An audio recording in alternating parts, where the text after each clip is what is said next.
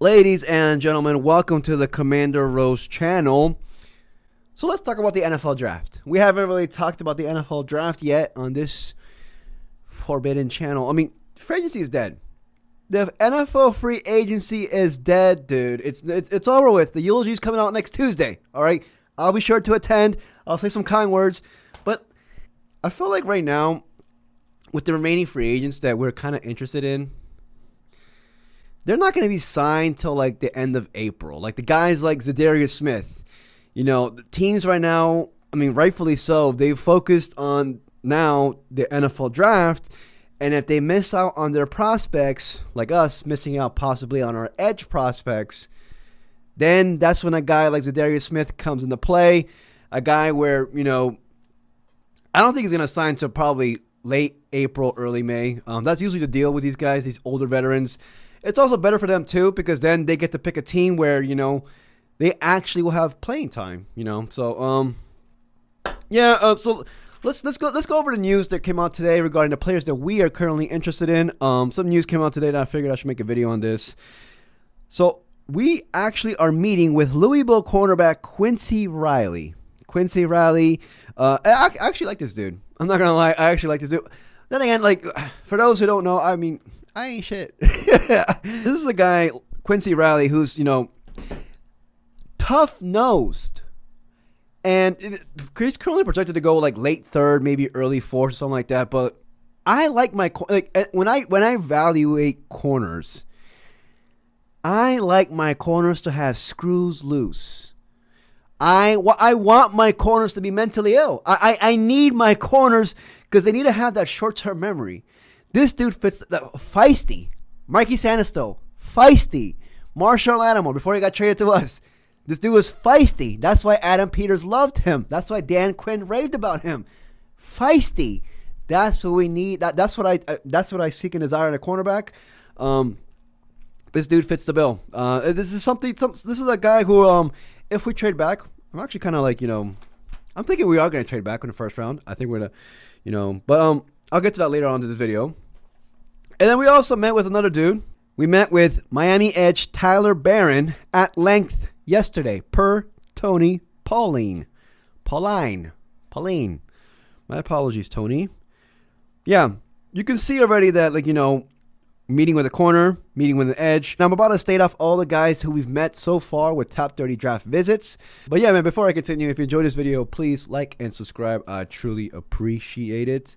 So before I list off, because I did some research for this video regarding all our top 30 draft visits that we've had so far, I want to apologize because I stated damn near every video that I rant about that I should be dropping a video every single day in order to grow this channel.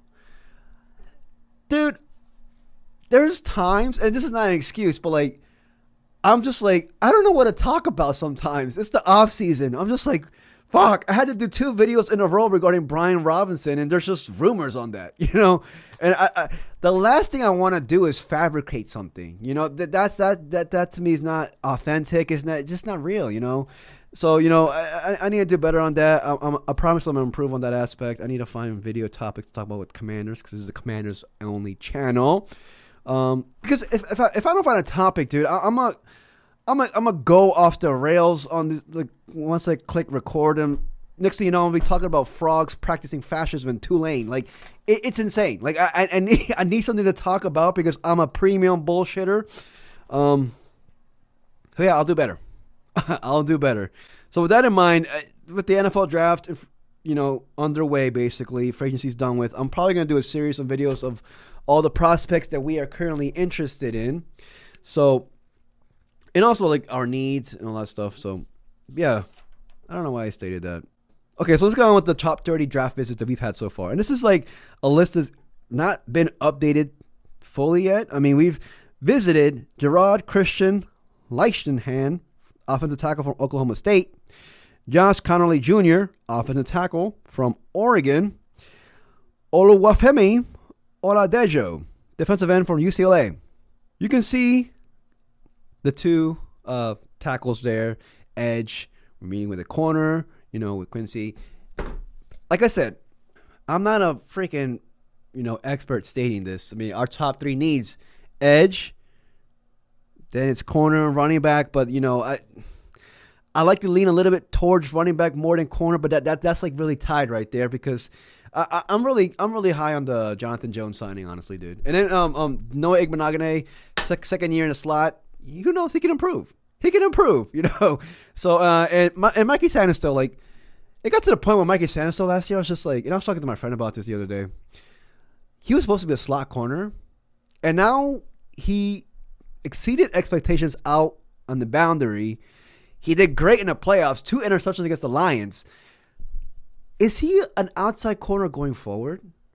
I feel like now with the current status we have, unless we don't draft like a big wiry corner in the draft early on, we're going to have him out in the boundary. And I'm not mad about that. I think he can live up to the expectations. Honestly, exceed our expectations out in the boundary. I was like thinking of comparisons for him. I was just like, shoot, Antoine Winfield? I mean, they both got that dog in them, right? I don't know. This is about the draft. It's not about Mike Sanisto. I'll make 10 videos of Mike Sanisto in March. We're already in March and April. Currently, with our current draft picks right now, we have only 5 picks. The 1st, 2nd, 4th, 6th, and 7th. I like to think that we're going to trade back from the 1st, grab an extra 3rd, maybe even trade back again. Last year, we traded back multiple times, and we had a plethora of draft picks, dude, and we traded. So that leads me to believe just like, no, I think Adam Peters made these trades with the idea that, we're going to get these picks again by trading back again. So, and then also, like, I want to bring this up too. One thing I noticed about Adam Peters last year, because last year was his first draft class with us, Adam Peters is a guy where, the draft strategy goes from you're either going to take the BPA or the need. I'm a guy where I'm just like, I'm more leaning towards BPA. Granted, you need to accommodate the needed. You need to meet in the middle regarding that, but I'd say 60-40 BPA.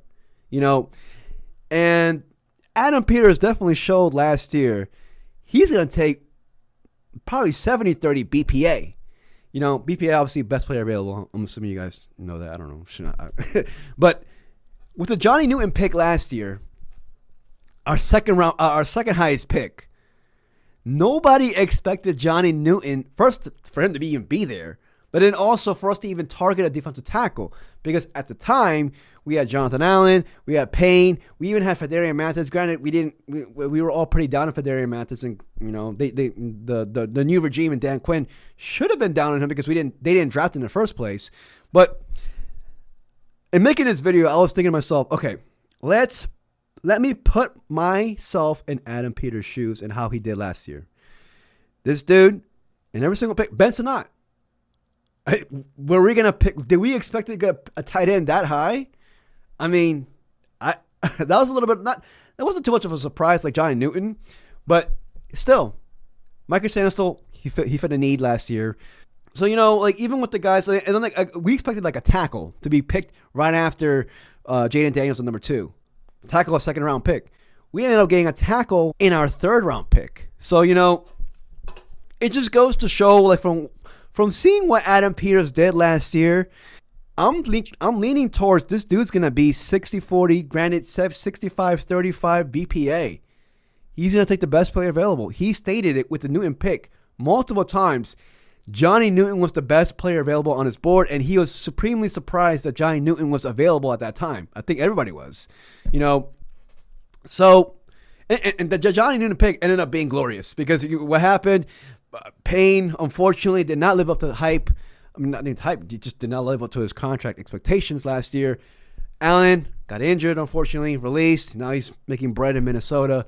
So, Newton ended up being a godsend to us because thank God we drafted. If we didn't have Johnny Newton, we would have no, defensive tackle would be so thin right now. We would be like, I would start a GoFundMe. I was like, fuck it, dude. Bring back freaking Albert. Don't bring back Albert Hainsworth. But that pick has turned out to be one of our most valuable picks because we're going to heavily rely on Jai Noon to break out this year if we're going to be successful in defense. This video has gone off the rails. I don't know. I feel like there is no singular topic on this video. This video is not going to do well. I think what I'm going to do is, starting tomorrow, I'm going to go hone in on every position group in the draft and, you know, convey information. I'm not gonna preach, dude. I'm the homily today is no. I'm not a preacher. I don't. I just want to relay the facts. Then we can, you know, chop it up in the comment section, and y'all let me know if you guys like a prospect or not. But yeah, man, let me know what you guys think. That current list that I read you guys of the players that we actually visited already, or we're going to visit with, that list is not updated yet all the way through. That list is growing by the minute. It's growing by the minute, dude. But yeah, man. I don't know. That's all I wanted to say. This is not Heineken, by the way.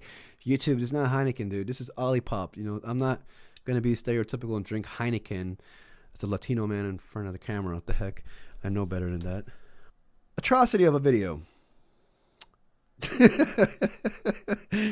If you enjoyed this video, if you tolerated this video, please like and subscribe. I truly appreciate it.